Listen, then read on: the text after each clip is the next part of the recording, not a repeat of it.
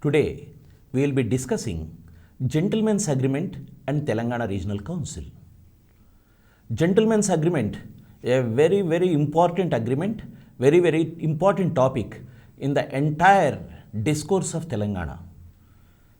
We have started Telangana movement in 1952 for a separate statehood. Though in 1952, it was not just like a separate statehood demand in the beginning, it gradually turned out to a separate statehood movement like Telangana is for Telanganites. So what has happened in due course? 52 to 56, we are talking about these events where Telangana identity was in question.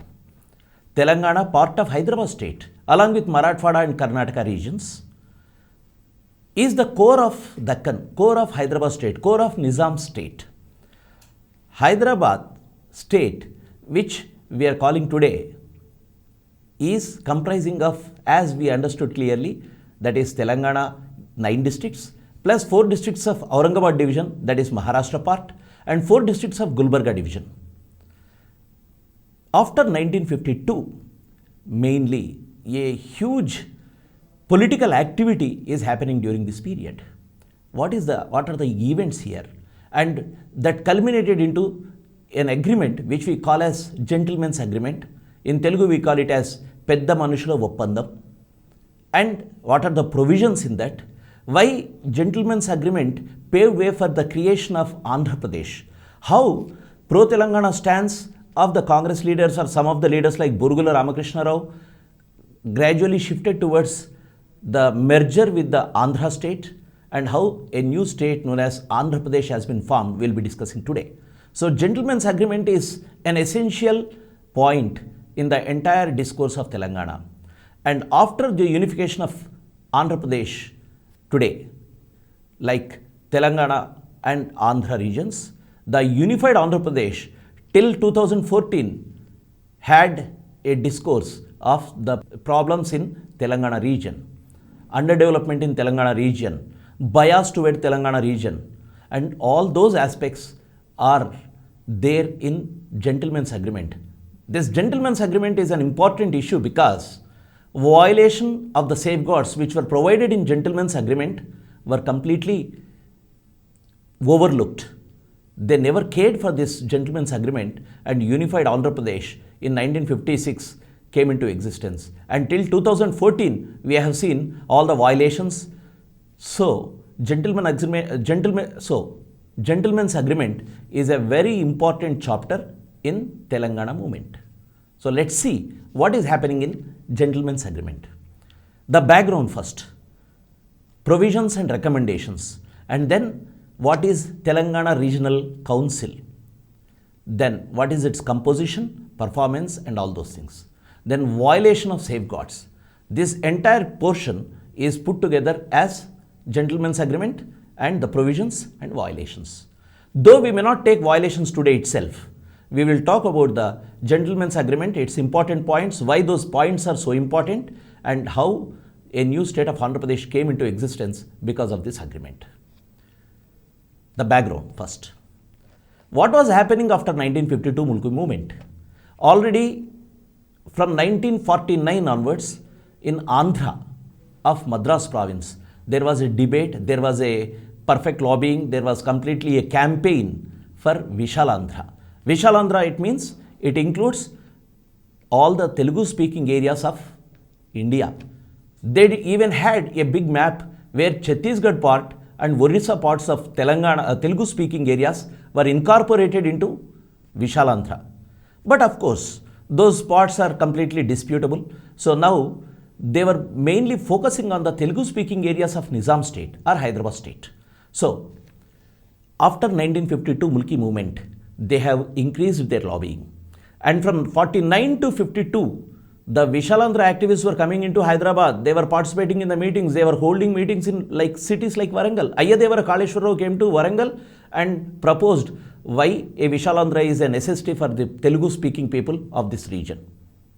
And even some of the important personalities like Madapati Hanumantrao or some other people are also attending such meetings in Warangal, and they are having, at least they could speak about Vishalandhra even in Telangana region, and this is their campaign. after 1952 Mulki movement, it is very clear that Telangana people are not for Vishalandhra because students, youth and the people were agitating for the rights of Telanganites. The basic contradiction was with Andhras. So there is no question of merging with Andhra state and forming a huge thing. So now the whole program has changed. They have went into lobbying method. From 1952 onwards, they lobbied with center. This is the main aspect. Vishalandhra meetings are being held, but it will not bring United Andhra Pradesh. What brought United Andhra Pradesh into existence is the lobbying with the center.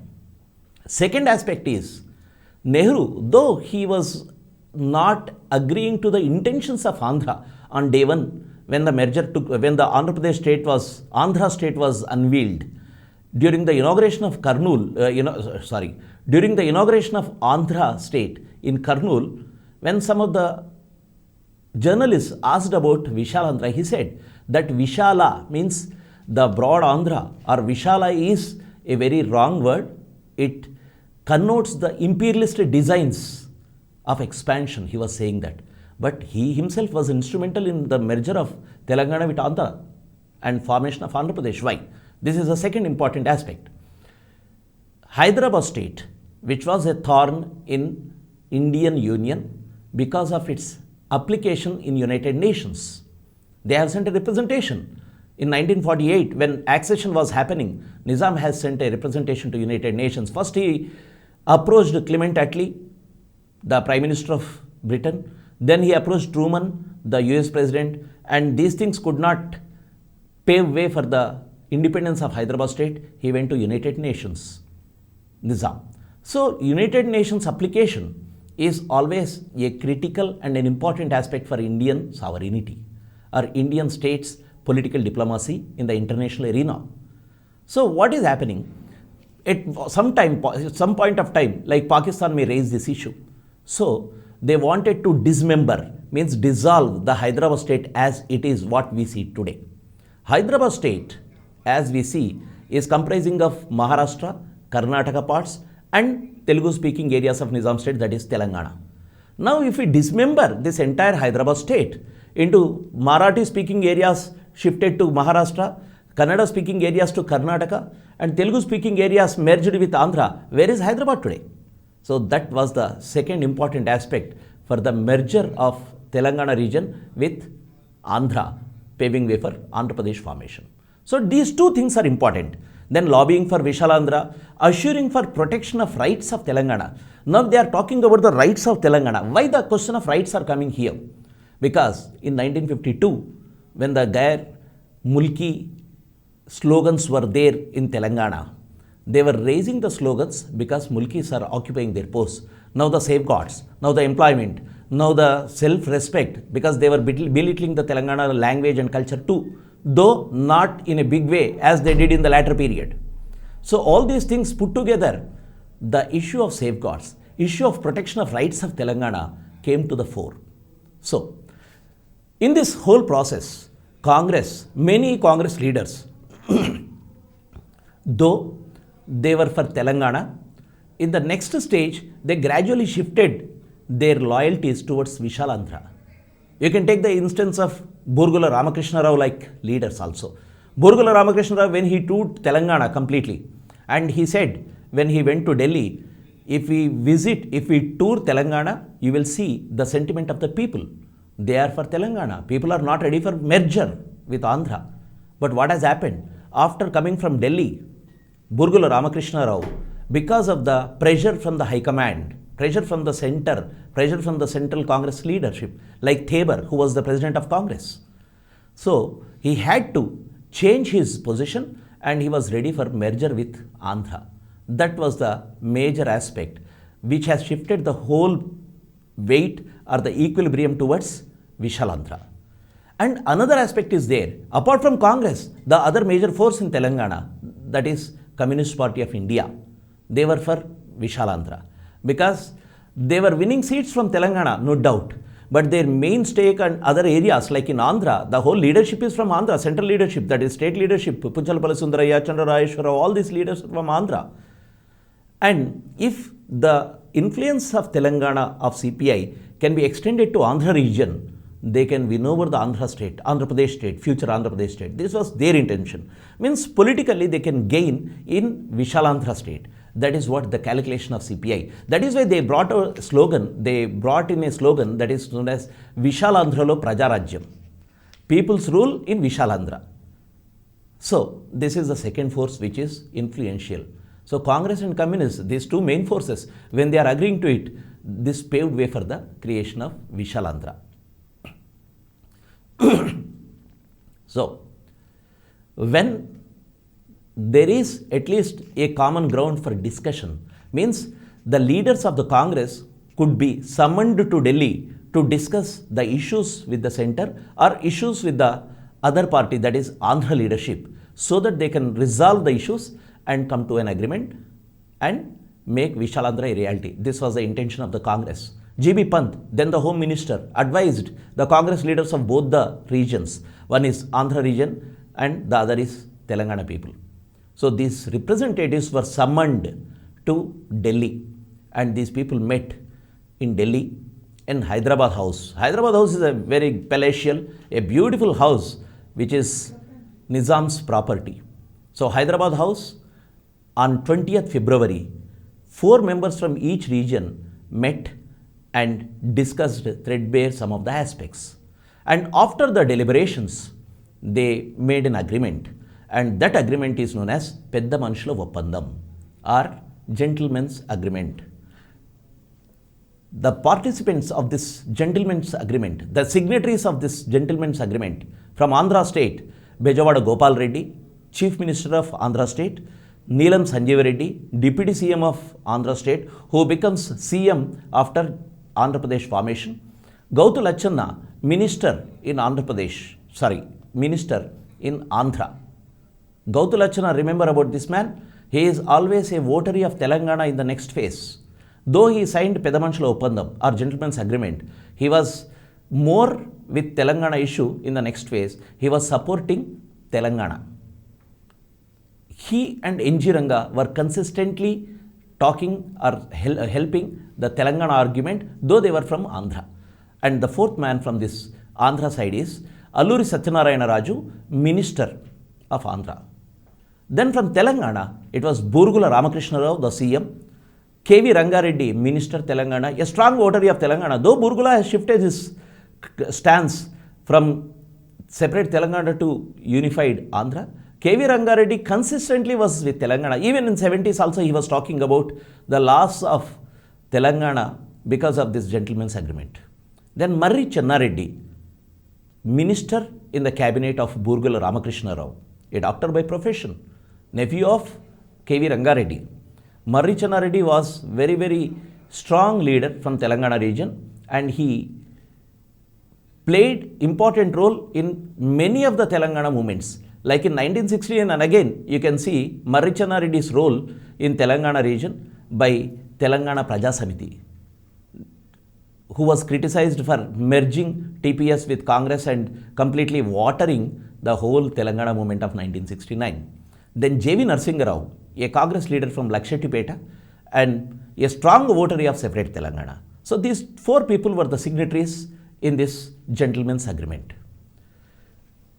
Gentleman's Agreement has some salient features. First of all, we have to understand any agreement should have a conceptual aspect. That conceptual aspect will pave way for the other points in future. For example, status of Telangana. How do you view the status of Telangana in Gentleman's Agreement? The formulation is Telangana area will be treated as one region. This is for convenience and temporary state. One legislature for the state there will be. There will be unified legislature, only one assembly as the sole law-making body of the state. One governor for the state, no doubt. And council of ministers will be one. But Telangana will be treated as one region inside Andhra Pradesh. Very interestingly, you have in Pedda Manusula Oppandam, Telangana to be treated as one region. Come to the last phase or the latter phase in Telugu Desam, under Telugu Desam regime, when a member of assembly started speaking about Telangana, the speaker Yanamala Ramakrishnudu said, Telangana word is not constitutional, you can't talk, you can't take the name of Telangana. You say backward region. So that is a tragedy. So here in gentleman's agreement, it is very clear that this Telangana can be treated as a region, means it is a region and it can be taken, but it was banned in the latter stages. That is how we can see at every step of agreement or the next formulations or next implementations, all the violations or discrepancies paved way for the movement further. So next, with regard to some specified matters, this Telangana will be treated as separate region. What are the specified matters? We will see under the chapter, under the subheading Telangana Regional Council. Next important aspect, a Telangana Regional Council shall be formed for the regional needs and overall development. What is this Regional Council? Council as a statutory body. Council is a body which is legal. It can take decisions. This was the provision in Gentleman's Agreement. So, Telangana Regional Council was the main instrument in the Gentleman's Agreement, because through this, many aspects in administration and safeguarding the interests of Telangana will be done. This was the essential tool, essential institution of Gentleman's Agreement. But later what has happened in violations, we will see this Telangana Regional Council was watered down as Telangana Regional Committee. Though if you take the words TRC, both are TRCs, but one is council, the other is committee. Committee can be advisory, but council is a statutory body. This difference was there when they went into implementation. We will talk about it in the chapter of violations. Then, what are the important points of Gentleman's Agreement in finances? The first point, already as we talked about economy or finances, there is a huge problem in terms of deficit in Andhra and Telangana region. Telangana is a surplus state, or Hyderabad state is a surplus state. Andhra was a deficit state in 1956. When you have surplus and deficit in two regions, what will happen? The surplus of this region will be pumped into the state expenditure and the deficit region will get benefited. What about the surplus region getting benefits out of its surplus? That was the reason. That is why this crucial aspect of central and general expenditure in administration to be borne by Andhra and Telangana in a proportionate ratio. The proportionate ratio, that is very important. Otherwise, entire surplus will go into the expenditure and Andhra will not pump in the expenditure and Telangana will be once for all victimized. Next aspect is surplus should be spent on the development of Telangana. Since Telangana is a budget surplus state, expenditures, once they have taken with proportionate ratio, that proportionate ratio has been taken and the surplus is remaining with Telangana. This surplus should be spent on the development of Telangana. You can't put it in the common account and go for the development of entire state. That is the second provision regarding finances. And third is, review will be done only after 5 years. Till then, this arrangement should be there. This is regarding the finances. Then coming to the other aspect, which is very crucial in terms of students and youth, education. Already as we understood that there is a huge gap between the educational facilities in Telangana and Andhra region. In Andhra region, number of educational institutions grew under the British rule. In Telangana, though under Nizam state, there were efforts to bring in educational institutions, it is not as high as in Andhra region. One of the statistics speak that some districts like Guntur will have had more institutions than entire Telangana put together. So what will happen? Students will be less privileged to avail the infrastructure or facilities. So this underdevelopment in terms of education should be balanced. So the first point is developing educational institutions in Telangana is a very must. Once you develop the educational institutions, you can bring that balance. So admissions in Telangana region, Telangana's educational institutions, including technical, very important, including technical, because in those days, ITIs, polytechnics, played an important role. Huge number of students were taking into ITIs and polytechnics. including technical to be reserved to Telangana students only. It means in Telangana, if at all the admissions are to be done, Telangana region admission should be given to only Telangana students, not open for all. Because there is a huge number in Andhra region, and if it is open unreserved, they will pump in or they will be coming in, flowing into Telangana, and Telangana students will not have seats. That is the reason. Or there is a provision, very interesting provision. If you are not allowing the reservation to be completely for Telangana students in education institutions of Telangana, then at least 1/3 of the seats in the entire state should be reserved for Telangana students. This 1/3 seat provision is a very important provision. If you are not allowing Telangana students to study here, 1/3 seat. But can you see any Telangana student in the latter phase also, 1950s, 60s, 70s, Telangana people going and studying in Andhra, Rayalaseema regions, you don't see. It's a reverse flow. Everyone will be pumping into Hyderabad or Telangana region. But no Telangana student went there. Very few exceptions. But the first provision is the correct provision, that is reservation for Telangana students in Telangana institutions. Then, about the employment. When a new situation is arising, what will happen? There will be again an imbalance. For example, when merger happened with Indian Union or accession happened with Indian Union, Hyderabad state had 10,000 army. Indian army is also there. Do you think Indian army will take all this 10,000 into its army? No. Many armed forces will be retrenched. So retrenchment will be done whenever there is a new arrangement in terms of new governments or new mergers. So here, when Hyderabad is merging with Telangana, Hyderabad means Telangana, part of Hyderabad is merging with Andhra. When two regions are coming together, there is a doubt, there is an apprehension that some jobs will be retrenched. So if jobs are reduced after merger, it should be done in a proportionate ratio, not haphazardly. That was the condition.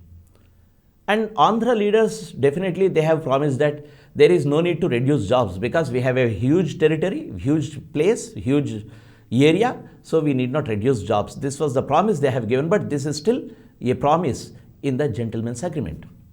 And about the next recruitments, now it's into one state. When you are into one state, single state, who has to be recruited? Is it Telangana will get priority or Andhra get priority, or what is that? Merit. Then when you say merit, already apprehensions are there in Telangana people, because Andhra's appropriated many jobs much before 56. Even by 52, you have huge numbers coming into Hyderabad state.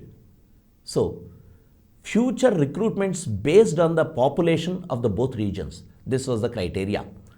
Recruitment should be done in proportionate with the populations of two regions. Then definitely people will get jobs in both the regions without any bias. So this is about employment. And Urdu. Urdu is, though it's a language, though it's just a medium, it is related to employment too.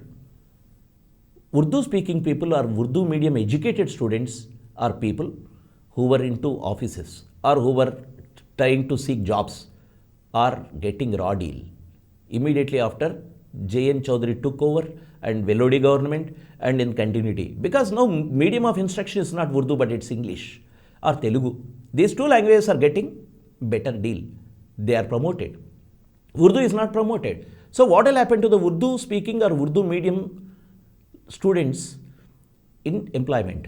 That is why Urdu shall be, and apart from that, not only employment, apart from that in administration too, all the documents were written in Urdu. Now, a sudden shift into something is not acceptable. So this provision pays like Urdu shall be continued in administration and judiciary for 5 years. Many words in administration, even today we talk in revenue, are Urdu words. Al Tahsildar or this one, Persian or Urdu. Like our Atraf Balda, all these things. Atraf Balda or Sarfe Khas, all the revenue terms even today, they are having Persian or Urdu origin. Because of the historical background, we have this. So Urdu shall be continued in administration and judiciary for next 5 years and review will be done later. And in recruitment, when you recruit, what they will do is, they will take a proficiency test in the language of instruction or the administration. So there is no need to give a test in Telugu. They can write in Urdu also. But they have a time, at least 2 years of time, a gap will be there.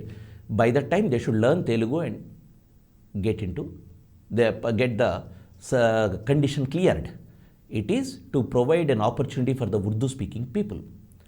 And domicile rules. Domicile rules means staying. How many years you have stayed in that region?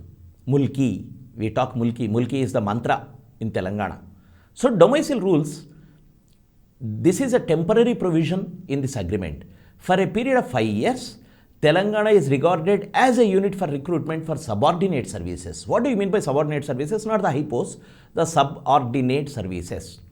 Telangana people will be encouraged, or Telangana people will be absorbed into subordinate services in Telangana. So Telangana will be the unit for the subordinate services. So this is a temporary provision. And these services reserved for Telanganites should be filled by the people who will complete 12 years of stay in Telangana region. That was the criteria. So 12 years of residence is the provision for Mulki rule. So finally, we have seen about employment, education and finances. Then talking about the TRC, Telangana Regional Council. This is an institution. Institution in the sense, this is not a provision, it is an institution. You have to build Telangana Regional Council. What is Telangana Regional Council? TRC is a statutory body, means constitutionally valid body, which can take decisions. Which can take decisions in terms of some subjects. What are the subjects? We will talk about it. But this body will be comprising of the elected members from Telangana region, and elected members by the elected members of Telangana region, means MLAs and MPs of Telangana region. So this body will be having some people who will take decisions on the matters of Telangana. Not every matter of Telangana. They have listed out some points, we will be talking about it. And if at all, this body, TRC, is deciding something and advising the government to take up, but the government, the future government, that is Andhra Pradesh government, is not willing to take up. If there is any difference between the opinion, in the difference in the opinion between TRC and Andhra Pradesh government, that will be referred to the governor of Andhra Pradesh. And the governor of Andhra Pradesh will be the final authority to take a decision. The authority of the governor will be binding on the TRC and the Andhra Pradesh government. This was the provision.